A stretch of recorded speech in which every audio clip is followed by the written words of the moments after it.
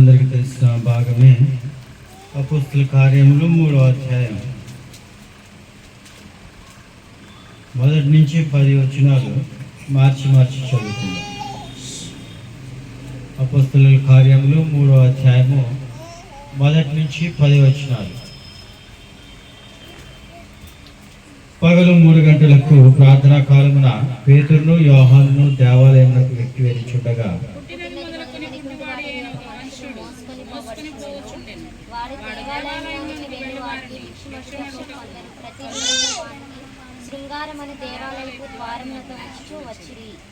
పేతురును యోహానును దేవాలయంలో ప్రవేశింపబోనప్పుడు వాడు చూచి భిక్షమడుగగా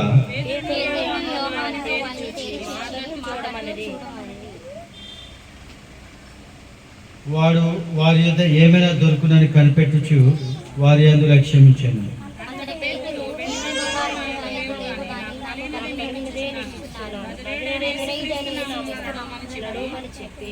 వాని కుడి చెయ్యి పట్టుకొని లేవనెత్తను. వెంటనే వాని పాదములు చీలమండలను బలము పొందాను.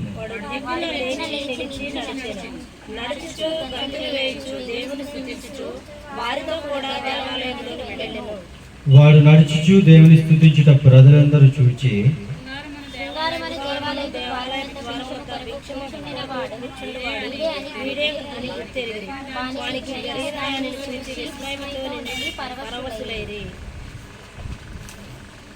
మనకు బాగా తెలిసిన వాక్య భాగం అయితే ఇక్కడ మనకి 3 వ్యక్తులు కనబడుతున్నారు, కొందరు మనుషులు కనబడుతున్నారు, ప్రజలు కనబడుతున్నారు.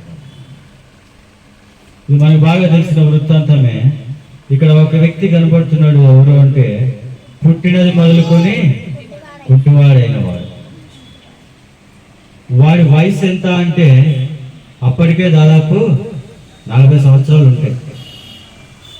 40 సంవత్సరాలుగా శృంగారం అనే దేవాలయం దగ్గర భిక్షమడుకోవడానికి కొంతమంది వ్యక్తుల చేత తీసుకురాబడుతున్న వ్యక్తి ఆయన అంతటా ఆయన నడవలేడు, తనంతట తను రాలేడు, తనంతట తను ఉన్న ప్రాంతం నుంచి వేరొక ప్రాంతానికి కదలేని వ్యక్తి. ఎందుకు అంటే పుట్టినది మొదలుకొని కుంటివాడు, తన జన్మతః నడవలేని పరిస్థితిలో ఉన్నాడు. అటువంటి వ్యక్తిని కొందరు వ్యక్తులు తీసుకుని వచ్చి దేవాలయం ద్వారం దగ్గర వదిలిపెడితే ఆ దేవాలయానికి ప్రార్థన చేసుకోవడానికి, ఆరాధన చేయడానికి వచ్చిన ఈ భక్తులు చూచి వారికి ఎంతో కొంత భిక్షం వేసేవారు. ఇటు రీతిగా జరుగుతున్న ఆయన జీవితంలో ఒకరోజు అదే దేవాలయానికి పేతురు, యోహాను 2 వ్యక్తులు అదే దేవాలయానికి రావడం జరిగింది. వచ్చినప్పుడు యథావిధిగా ఉన్న అలవాటు ప్రకారం వారిని కూడా భిక్షం అడిగారు. వారిని భిక్షం అడిగితే వారేమన్నారు? 4వ వచనం, పేతురును యోహానును వారిని తేరి చూచి మా తట్టు చూడమని. వారేం చేశారంటే అతడు భిక్షం అడుగుగానే వీరు ఆగి తేరి చూచారంట. అంటే టాప్ టు బాటం ఆయన్ని పరిశీలించారు. పరిశీలించి అయ్యో పాపం నడవలేడు అనుకుంటా, సరే ఒకసారి మా వైపు చూడు అని అడిగాడు. అడిగితే ఏదో ఇస్తారనుకున్నాడు. అయితే పేతురు యోహానులు ఏమంటున్నారు? అంతటా పేతురు, వెండి బంగారము మా యొద్ద లేదు గాని నజరేయుడైన యేసుక్రీస్తు నామమున నడుమని చెప్పి. ఇక్కడ ఆలోచించండి. పేతురు యోహాను ఉన్నాడు, కుంటివాడు ఉన్నాడు. పేతురు వాడిని చూచాడు. చూచి నా యొద్ద వెండి బంగారము లేదు, కానీ నాకు ఏది ఉందో అదే నీకు ఇస్తాను అని చెప్పాడు. ఇప్పుడు పేతురు గారి దగ్గర ఏముంది? పేతురు గారి దగ్గర ఏమున్నట్టు? ఇప్పుడు వెండి లేదు, బంగారం లేదు.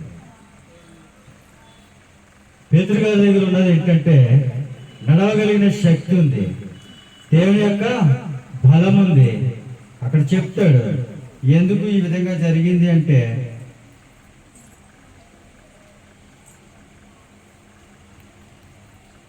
పేతురు దీనిని చూచి ప్రజలతో ఇట్లా నేను ఇశ్రాయేలులారా మీరు వినిన విషయం భయపడుచున్నారు. ఆ, నా సొంత శక్తి ఆ. చైతన్యమైనను చేతనైనను మా సొంత శక్తి చేతనైనను భక్తి చేతనైనను భక్తి చేతనైనను నడువను. నడువను దీనికి వీనికి బలమిచ్చినట్టుగా మీరెందుకు నా తట్టు తెరిచి చూస్తున్నారు.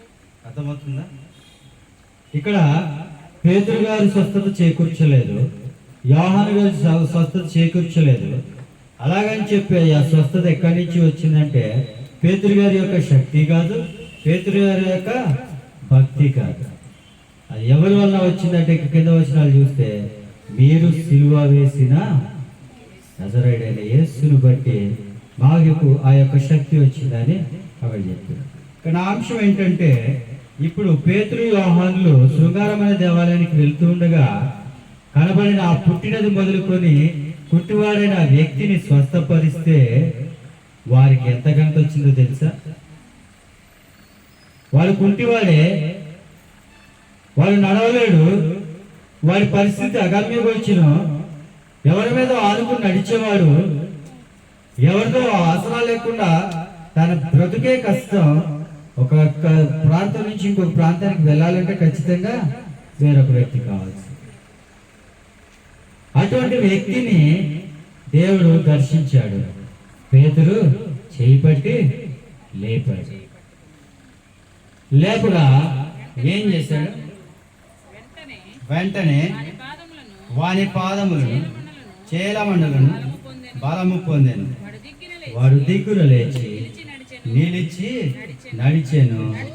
నడుచుచు గంతులు వేయచ్చు దేవుని స్తుతించుచు వారితో కూడా దేవాలయమునకు వెళ్ళాను. అర్థమవుతుందా? అంతకు మునుపు వారి పరిస్థితి కదలలేడు, మెదలలేడు, ఎవరైనా తీసుకొస్తే తప్ప శృంగారమైన దేవాలయం దగ్గరికి రాలేదు. అక్కడికి వచ్చి అడుక్కునే పరిస్థితి లేదు అతనికి. దానికి జీవమే భారం. ఇంకొక మాట చెప్పాలంటే వేరే వాళ్ళ అవసరం లేకుండా తన బ్రతుకు వ్యర్థం. అటువంటి వ్యర్థమైన బ్రతుకులో, నడవలేని పరిస్థితిలో, శక్తి లేని పరిస్థితిలో దేవాలయం దగ్గర అధీనుడిగా చూస్తున్నప్పుడు పేతురు యోహానులు దర్శించి అతని చేయి పట్టి నిలబెట్టి నజరేయుడైన యేసుక్రీస్తు యొక్క శక్తి అతనిలో ప్రవేశించగానే అతని బ్రతుకు ఏ విధంగా మారిపోయింది? వాడు దిక్కున లేచి నిలిచి నడుచుచు గంతులు వేయచ్చు. అంతకు ముందు నా పరిస్థితి కదలేడు, మెదలేడు.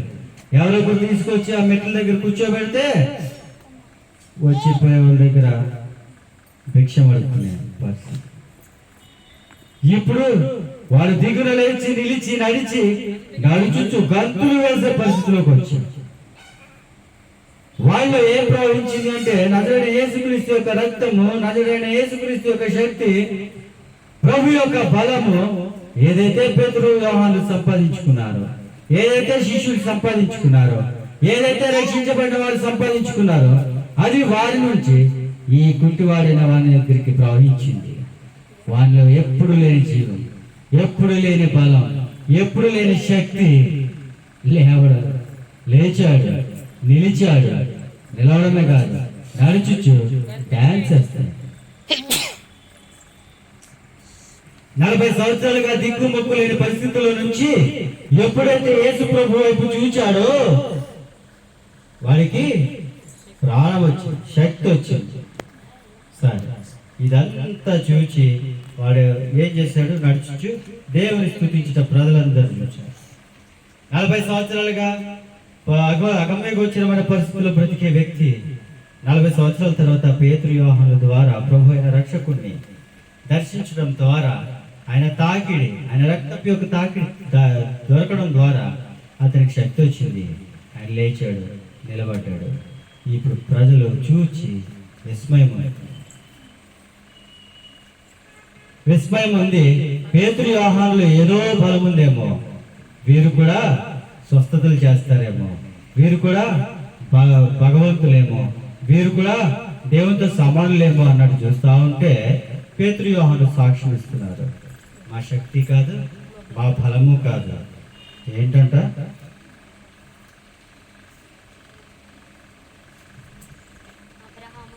నాలుగో అధ్యాయం 7వ వచనం చూడండి. వారు పేతురును యోహానును మధ్యన నిలవబెట్టి నిలవబెట్టి మీరు ఏ బలము మీరు చేత ఏ బలము చేత ఏ ఏ నామమును బట్టి దీనిని దీనిని చేసిరని అడుగగా వాళ్ళు ఏం చేశారంటే పేతురు యోహానులు మంచి చేశారా చెడు చేశారా? 40 సంవత్సరాలుగా దిక్కు మొక్కు లేని పరిస్థితిలో ఉన్నవాడిని పట్టుకుని లేపి నడువు అన్నారు.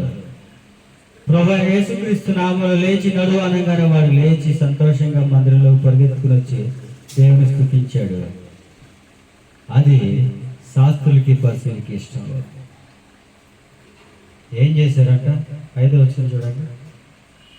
మరునాడు వారి అధికారులను పెద్దలను శాస్త్రులను యెరూషలేములో కూడుకొనిరి. ప్రధాన యాజకుడైన అన్నయు కపయి వీళ్ళందరూ కోరుకుని ఏం చేస్తున్నారు? ఇప్పుడు పంచాయతీ పెట్టారు. వీళ్ళు చేసిందేమో 40 సంవత్సరాలుగా దుర్భరమైన పరిస్థితిలో ఉన్నాడు, దౌర్భాగ్యమైన పరిస్థితిలో ఉన్నాడు. వారికి మేలు చేకూర్చారు, వారికి క్రీస్తులు పరిచయం చేశారు. ఈ శాస్త్రుల పరిచయాలు ఏం చేస్తున్నారంటే, ఏ బలం చేత చేశావయ్యా, రా పంచాయతీకి తీసుకొచ్చి అందరి ముందు నిలబెట్టి అడుగుతున్నారు, బాబు ఏ బలం చేత చేశారు, మీరు ఏ నామంలో దీన్ని చేశారు అంటే ఆ కింద సమాధానం చెప్తున్నాడు. చూడండి 10వ వచనం. మీరందరూ ఇశ్రాయేలు ప్రజలందరూ తెలుసుకోవాల్సిన దేమనగా మీరు సిలువ వేసినట్టు మృతులలో నుండి దేవుడు లేపినట్టు నజరేయుడైన యేసుక్రీస్తు నామముననే వీడు స్వస్థత పొంది మీ ఎదుట నిలుచుచున్నాడు. అయ్యా, మా శక్తి కాదు, మా బలము కాదు. ఎవరు నమ్ముకున్నారు? మీరు సిలువ వేశారు కదా, మీరు సిలువ వేసి చిత్రహింసలు పెట్టారు కదా, మీరు చిత్రహింసలు పెట్టిన తర్వాత సిలువలో చనిపోయాడు కదా, చనిపోయిన తర్వాత పాతి పెట్టారు కదా, పాతి పెట్టబడిన తర్వాత 3వ దినాన సజీవుడే లేచాడు చూశారు.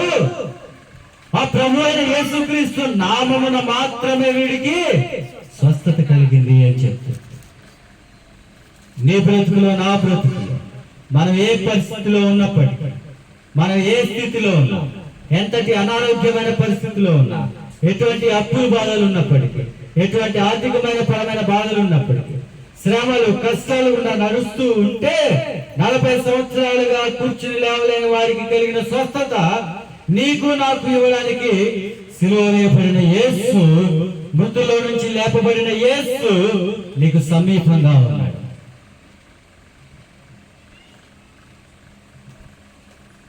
ఆయన ఎదురు చూస్తున్నాడు. 40 సంవత్సరాలుగా నువ్వు కూర్చున్నప్పటికీ, అనేక సంవత్సరాలుగా, నీకు ఎన్ని సంవత్సరాలు ఉన్నాయో నాకు తెలియదు, అనేక సంవత్సరాలుగా నువ్వు ఏ పరిస్థితిలో ఉన్నావో నాకు తెలియదు, ఎటువంటి ఇబ్బందులో ఉన్నావో నాకు తెలియదు, ఎటువంటి శ్రమలో ఉన్నావో నాకు తెలియదు, ఎటువంటి కష్టాలు గుండా ప్రయాణిస్తున్నావో నాకు తెలియదు, ఎటువంటి మనోవేదన గుండా ప్రయాణిస్తున్నావో నాకు తెలియదు.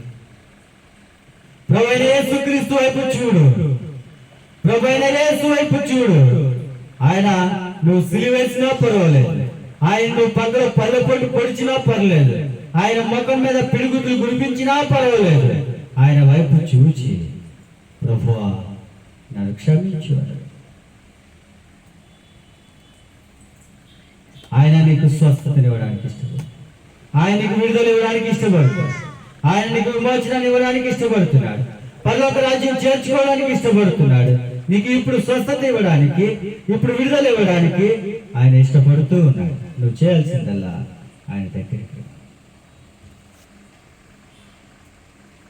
ఈ లోకంలో సంపాదించుకుంటాం, ఈ లోకంలో తిరుగుతూ ఉంటాం, మనకు కావాల్సిన నిత్య జీవాన్ని పోగొట్టుకుంటూ 40 సంవత్సరాలుగా వాడు సంపాదించాడు, ఏం చేశాడు ఎవరికి తెలియదు.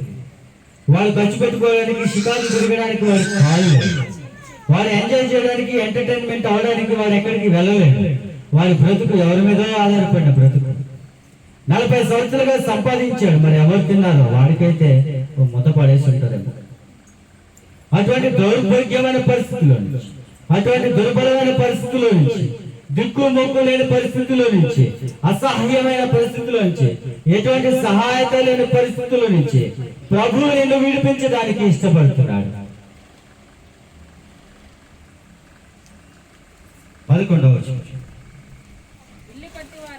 ఇల్లు కట్టువారైనా మీరు తృణీకరించిన రాయి ఆయనే.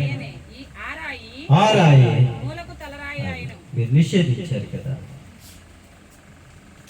మీరు సిలువ వేశారు కదా, మీరు ద్వేషించారు కదా, ముఖం మీద ఉండేశారు కదా, తిట్టారు అని రాని మాట్లాడినారు. ఇటువంటి పరిస్థితులు గుండా ఆయన ఏ ప్రయాణంలో ఉండడం మీకు తెలుసు. బిడ్డ మధ్యాహ్నం సిలువ వేశారు, ఏడిపించారు, దుఃఖపెట్టాడు, వ్యాధులు పొందాడు, తృణీకరింపబడ్డాడు. ఆయన వేసే ఇప్పుడు ఏమయ్యాడు? తలకు మీరు నిషేధించినప్పుడు మేము ఇప్పుడు స్వస్థత జరిగించింది ఎవరి నామంలో తెలుసా? ఏ బలమో తెలుసా? మాకున్న బలం ఒకటే, మాకున్న నామం ఒకటే, యేసు నామం మాత్రమే నాకు స్వస్థతనిచ్చింది. ఆ నామం బట్టే మేము స్వస్థత చేయగలిగాము అనే మాట ఈ పేతురు యోహాను చెప్తారు. అంత మాత్రమే కాదు, ఇంకొంచెం ముందుకెళ్తే ఎవని వలనైనను రక్షణ కలగదు. రక్షణ కలగదు. ఈ ఈ నామమునే నామమునే మనం రక్షణ పొందవలనని ఆకాశము క్రింద ఆకాశం క్రింద మనుషులలో ఇయ్యబడిన మనుష్యులలో ఇయ్యబడిన మరి ఏ నామమున రక్షణ ఏ పొందలేమనెను. నామమున రక్షణ పొందలేదు. వారే చెప్తున్నారు, అయ్యా పేతురు నామం రక్షణ దొరకదు, మా శక్తి లేదు, మా బలము లేదు, యోహాను నామం రక్షణ దొరకదు. ఎవరి వలన రక్షణ దొరుకుతుంది? మీరు సిలువ వేసినట్టు యేసు నామమును మాత్రమే రక్షణ.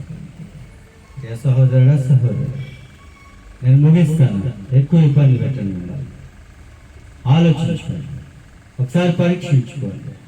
ప్రస్తుతమైన పరిస్థితుల్లో ఏ పరిస్థితిలో గంతులు వేయచ్చు, నడుచుచ్చు, దేవుని మందిరంలో కూర్చుని దేవుని మందిరంలో గంతులు వేయచ్చు, స్తుతించే పరిస్థితిలో ఉన్నావా? లేకపోతే దేవాలయం ముందు నడవలేని పరిస్థితిలో, పుట్టినది మొదలుకొని పుట్టివాడి ఉన్న పరిస్థితిలో, అటువంటి దుర్భరమైన పరిస్థితిలో ఉన్నావు. ఆలోచించుకోవాలి, పరీక్షించుకోవాలి. నీ స్థితి ఏంటో నీకు తెలుసు, నా స్థితి ఏంటో నాకు తెలుసు. పైకి గంభీరంగా ఉన్నప్పటికీ లోపల ఉన్న వేదన ఎవరికి తెలియదు. వాడు డబ్బుల కోసం చూస్తున్నాడేమో, వాడు లోపల అనుకుని ఉండవచ్చు, ఈ డబ్బులు నేను తీసుకున్నా, నేనేం చేసుకుంటాను, ఈ వెండి బంగారాలు తీసుకెళ్ళి నేనేం చేసుకుంటాను, కాళ్ళు లేవు, నడవలేను. వాడేం చేయాలంటే పొద్దు నుంచి సాయంత్రం దాకా సంపాదించిన ఆస్తి వాడిని ఎవరైతే మోసుకొస్తున్నారో వాడికి పంచిపెట్టాలి తప్ప ఏమి చేయలేని పరిస్థితి. ఎంత సంపాదించినా వ్యర్థమే, ఎంత సాధించినా వ్యర్థమే. మనకంటూ మనం తీసుకుని పోయేది ఏమీ లేదు. ఏ విధంగా వచ్చామో అదే విధంగా వెళ్ళాలి. యోబు అంటాడు, దిగంబరిగానే లోకానికి వచ్చాను, దిగంబరిగానే లోకాన్ని విడిచి వెళ్ళాల్సిన పరిస్థితి. ఆలోచించు మిత్రమా, నీకు పట్టుబట్టలు ఉండొచ్చు, వెండి బంగారాలు ఉండొచ్చు, ఆస్తులు అంతస్తులు ఉండొచ్చు, గొప్ప పేరు ప్రఖ్యాతులు ఉండొచ్చు. ఇవన్నీ నీతో పాటు వస్తాయా? నువ్వు ఎంతైనా సంపాదించుకో, నీకు సమాధానం లేనప్పుడు, నీకు మనశ్శాంతి లేనప్పుడు ఇవన్నీ నీ వ్యర్థమే. ఎంత సంపాదించినా నీకు ఉపయోగం లేదు. ఇక్కడ పుట్టినది మొదలుకొని కుంటువాడైన పరిస్థితి కూడా 40 సంవత్సరాలుగా సంపాదిస్తూనే ఉన్నాడు, ఉపయోగం లేదు. ఎప్పుడైతే పేతురు యోహానుల వైపు చూచాడో, వారి ముఖంలో ఉన్న యేసు, సజీవుడైన యేసును వాడు గ్రహించాడో, వీరి తట్టు చూచినప్పుడు వారికి ఎవరు కనపడ్డాడంట? యేసు ప్రభు కనపడ్డాడు. వారి ముఖాలు యేసు యొక్క నామం కనపడింది, వారి ముఖాలు యేసు యొక్క శక్తి కనబడింది, వారి ముఖాలు యేసు ప్రభు యొక్క బలం కనబడింది. దాన్ని చూచాడు, వెంటనే పేతురు యొక్క చెయ్యి పట్టుకున్నాడు. పట్టుకోగానే లేచి, నీవు కూడా యేసు ప్రభు వైపు చూడు. యేసు ప్రభు చూస్తున్నాడు నీ వైపు, నీవు ఆయన వైపు చూడు. ఇక్కడ ఒక విషయాన్ని గమనించండి. పేతురు యోహానులు అడుగుతున్నారు, మా తట్టు చూడు అని. అంటే దాని అర్థం ఏంటి? వాడు ముఖం వైపు కూడా చూడలేని పరిస్థితిలో ఉన్నాడు. ఏమన్నా వేస్తారని చూసేవాడు ఏం చేస్తాడు? ముఖం వైపు చూస్తాడు, లేకపోతే చేయి వైపు చూస్తాడు. వీళ్ళు చెప్తున్నారు, అయ్యా మా తట్టు చూడు అని. అంటే దాని అర్థం ఏంటంటే కనీసం చూసే పరిస్థితిలో కూడా లేడు. ఎందుకు అంటే ఈ పేతురు యోహానులో 1 కేజీ బంగారం ఇచ్చినా వాడికి ఉపయోగం లేదు. వాడి మనోవేదన వేరు, ఎంత సంపాదించినా వాడికి వ్యర్థమే. ఒక పూట ముద్ద పెడతారేమో, అది తినడానికి ఏమైనా ఇస్తారేమో, దానికి వీడి దగ్గర ఉంటే సరిపోతాయి. కానీ వీడు ఏం చేస్తున్నాడో, వీడు తెచ్చిన సంపద అంతా ఎవరు తింటున్నారో ఎవరికి తెలియదు. అందుకనే అక్కడ కూడా వాడు ఆసక్తితో ఏమన్నా వేస్తే ఏం లేకపోతే లేదు అన్నట్టు వాడు మొక్కం కింద పెట్టుకున్నాడేమో. పేతురు యోహాను మా తట్టు చూడయ్యా, వారి తట్టు చూడగానే వారి మొక్కల్లో కనబడిన సజీవుడైన యేసు కనబడ్డాడు. సజీవుడైన యేసు యొక్క నామం కనబడింది. చెయ్యవగానే చేయి పట్టుకుని లేచి రక్షించగలిగిన యేసయ్య నామం. ఎవరి వలన నీకు రక్షణ దొరకదు, ఎవరి వలన నీకు రక్షణ దొరకదు, ఏ నామమునా రక్షణ దొరకదు. భూమి మీద ఉన్న మనుషులు ఏ పేరు పెట్టి రక్షించు అన్నా కానీ ఉపయోగం లేదు. ఎవరైతే సిలువ పాతి పెట్టబడి సజీవుడై తిరిగి లేచి మరలా తిరిగి రావడానికి సిద్ధంగా ఉన్నాడు, ఆ ప్రభు అయిన యేసుక్రీస్తు వైపు చూడు. ఆ ప్రభు అయిన యేసు వైపు చూస్తే నీకు స్వస్థత చేకూరుతుంది, నీకు రక్షణ కలుగుతుంది, ఇక సంతోషము ఆనందము నీ చెంత. శాస్త్రులు రాని, పరిసయ్యులు రాని, ప్రధాన యాజకులు బంధువులందరూ వచ్చారట. ఏదో చేద్దాం. పేతురు గొప్పవారా? వారిలో ఉన్నది యేసు ప్రభు మాత్రమే, వారిలో ఉన్నది యేసు యొక్క శక్తి మాత్రమే. కింద చదవండి, వాళ్ళు ఏ పరిస్థితిలో ఉన్నారో తెలుస్తుంది. 13వ వచనం, 13వ వచనం, 4వ అధ్యాయం 13వ వచనం. వారు పేతురు యోహానుల ధైర్యము చూచినప్పుడు వారు విద్య లేని పాములను గ్రహించి. ఎవరంట వాళ్ళు? వాళ్ళ ధైర్యం ఏంటంట? వాళ్ళ ధైర్యం చూసి వీళ్ళు అనుకున్నారంట, బాబా గ్రాడ్యుయేట్స్ ఏమో, పిహెచ్డీలు చేశారేమో, ఫిలాసఫర్స్ ఏమో, పెద్ద చదువులు చదువుకున్నారేమో, అందుకని ఇటువంటి గొప్ప కార్యం చేశారేమో, వీళ్ళకి ఎవరైనా ఎలాగైనా బుద్ధి చెప్పాలని వీళ్ళందరూ కూడుకొని, అబ్బాయి ఏం చదువుకున్నారంటే బాబు మాకు చదువు లేదయ్యా. మరి ఏముందంట వారి ధైర్యం? మాకు యేసు ప్రభు ఉన్నాడు. ఏముందంట బలం? యేసు ప్రభు ఉన్నాడు. వారికి పెట్టబడిన నామం ఏంటి? యేసు నామం. నీవు నేను ఆలోచించుకున్నా మిత్రుడా, సహోదరి, ఆలోచించి మన ఏ పరిస్థితిలో ఉన్నా ఇప్పటికీ కుంటివారంగా ఉంటే ఉపయోగం లేదు.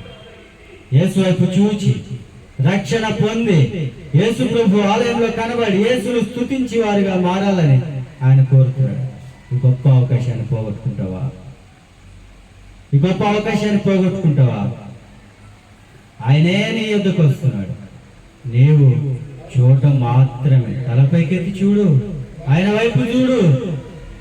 స్వస్థత పక్కన ఉంది. ఇటువంటి పరిస్థితిలో దేవుడు నీ వైపు చూస్తున్నాడు కాబట్టి నీవు ఆయన వైపు చూడడానికి ఇష్టపడు. నువ్వు ఆయన వైపు చూడడానికి ఇష్టపడితే ఈ క్షణమే నీ చేయి పట్టుకుని నడిపిస్తాడు దేవుడు. ఈ క్షణమే నీ చేయి పెట్టి ఆయన నడుపుతాడు, లేపుతాడు. ఏ స్థితిలో ఉన్నప్పటికీ నీ పరిస్థితి మారిపోతే ఇప్పుడు సంతోషం మనసు నిండా ఉంటుంది. లేస్తావు, నడుస్తావు, గంతులు వేస్తావు, దేవుని స్తుతిస్తావు. అటు రీతిగా నీ ఉండాలని నేను ఆశపడుతున్నాను, అటు రీతిగా నీ ఉండాలని ప్రభు ఆశపడుతున్నాడు. ఏ పరిస్థితుల్లో నా మోకాళ్ళ మీదకి వద్దాం, మోకాళ్ళ మీదకి వద్దాం, పరీక్షించుకుంటా. రక్షించబడి కూడా 40 సంవత్సరాలుగా మెట్ల దగ్గర అడుక్కుంటా భిక్షవాళ్ళే మనం కూడా ఉన్నాం.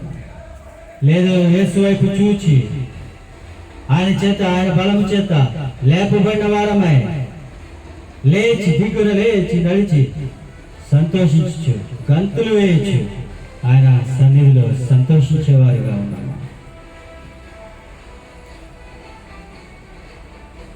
ప్రార్థన చేసుకుందాం.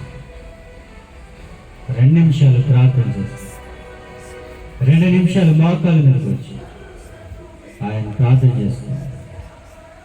ఇంతవరకు నువ్వు సిలువ వేసినా పర్వాలేదు, ఇంతవరకు నువ్వు దూషించినా పర్వాలేదు, ఇంతవరకు నీ తిట్టినా పర్వాలేదు, ఇంతవరకు ముఖం మీద కొట్టినా పర్వాలేదు, ఇంతవరకు మొహం మీద ఉమ్మేసినా పర్వాలేదు.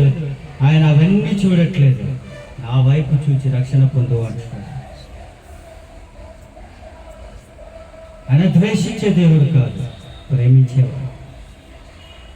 ఆయన నిన్ను ద్వేషించేవాడు కాదు, ఆయన నిన్ను ప్రేమించేవాడు. కనుకనే నీ కొరకై సిలువలో చనిపోయాడు, నీ కొరకై బాధలు అనుభవించాడు, నీ కొరకై తృణీకరించబడ్డాడు. ప్రేమగా నీ వైపు చూస్తున్నాడు. అంత బాధలో కూడా సిలువలో నుంచి నీ వైపు చూస్తున్నాడు. సిలువ వైపు చూస్తామా? ఆ సిలువలో ఉన్న యేసు నామమును ధరించామా? ఆ సిలువలో ఉన్న శక్తిని మనం పొందుకున్నామా? ఆ సిలువలో ఉన్న బలాన్ని మనం పొందుకున్నామా? మనం కూడా పేతురు యోహానుల వలె మారుతాం. మన నృత్యం మీద కూడా యేసు నామం కనబడుతుంది, మన ముఖాల్లో యేసు యొక్క శక్తి కనబడుతుంది, మన ముఖంలో యేసు యొక్క బలం కనబడుతుంది. మనము కూడా మనకు విద్య లేకపోయినా పర్వాలేదు, ధైర్యముగా ముందుకు సాగడానికి యేసు ప్రభు సహాయం చేస్తారు. రక్షణ కలిగిన నామం వైపు మనం చూద్దాం, శిలువ వైపు చూద్దాం, ప్రార్థన చేసుకుందాం.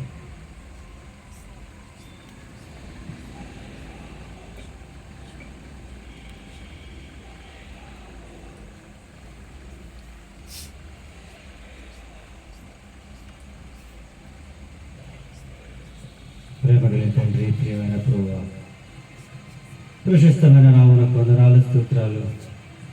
మీ ఘనమైన నామమునకు వందనాలు, స్తోత్రాలు చెల్లిస్తున్నాను. దేవా, ఇంతవరకు మీతోడే మమ్మల్ని నడిపించిన విధానాన్ని బట్టి వందనాలు. దేవా, మీరు పాటల మహిమ పొందుతున్నారని నమ్ముచున్నాను. దేవా, మీరు ఇచ్చే వాక్య వర్తమానాన్ని బట్టి వందనాలు, స్తోత్రాలు. దేవా, మరి ఇక్కడ కూడి ఉన్న వారందరూ దీన్ని గ్రహించడానికి మీరు ఇచ్చిన సమయాన్ని బట్టి వందనాలు. మాత్రమే కాదు, ఈ శబ్ద యంత్రమే ఎంతవరకు అయితే వినబడుతుందో వారందరూ కూడా విని దేవా రక్షణ పొందగలిగినట్లు సహాయం చేయండి.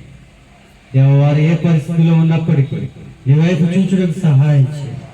వారికి ఉన్న బాధలు, వారికి ఉన్న శ్రమలు, వారికి ఉన్న కష్టాలు, వారికి ఉన్న ఇక్కట్లు, ఇబ్బందులు, ఆర్థికపరమైన బాధలు, స్వస్థత లేని పరిస్థితి, అనారోగ్య పరిస్థితి, దేవా నీకు దూరంగా ఉన్నారేమో, నడవలేని పరిస్థితిలో ఉన్నారేమో, నీ వైపు చూసి రక్షణ పొందగలిగినట్లు అవకాశం మనం ప్రార్థన చేస్తాం.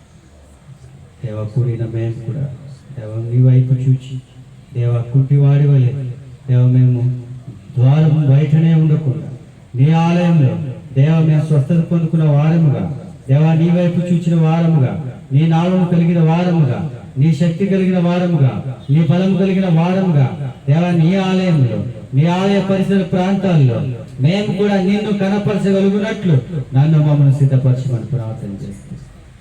దేవ, ఇచ్చిన సమయాన్ని బట్టి వందనాలు, రాగలిగిన బిడ్డలు బట్టి వందనాలు. వారి అవసరం తీర్చండి, అక్కరతులు తీర్చండి. దేవ, ఈ గ్రామాన్ని మీ హస్తగతం చేస్తారు, ఈ గ్రామాన్ని మీరు రక్షించండి. ఈ గ్రామంలో ఎవరెవరికి ఏ ఆపదలో ఉన్నారు, ఏ పరిస్థితిలో ఉన్నారు, దేవ మీరు దర్శించి వారికి కావాల్సిన అవసరతలు తీర్చి, అక్కరతలు తీర్చి, సంపూర్ణ స్వస్థత కలుగు చేసి దేవ మిమ్మల్ని మీరే కనపరుచుకోమని, ప్రతి రీతిగా మీరు ఆకర్షించుకోమని దేవ, వారు మీ వైపు చూచి వారు కూడా లేచి నిలిచి నడుచుచు గంతులు వేయచ్చు నీ సన్నిధిలో కనబడగలుగుగా సహాయం చేయమని ప్రార్థన చేస్తూ సమస్త మహిమ ఘనత ప్రభావం నీకే ఆరోపించు. ప్రభువును రక్షకుడైన యేసుక్రీస్తు నామమున స్తుతించి ప్రార్థించి వేడుకుంటున్నాం తండ్రి. తండ్రి దేవుని యొక్క ప్రేమ, కుమారుడైన క్రీస్తు యొక్క కృపయు, పరిశుద్ధాత్మ యొక్క సహాయం ఇప్పుడు ఎల్లప్పుడు సదాకాలం మనకు తోడైనది గాక.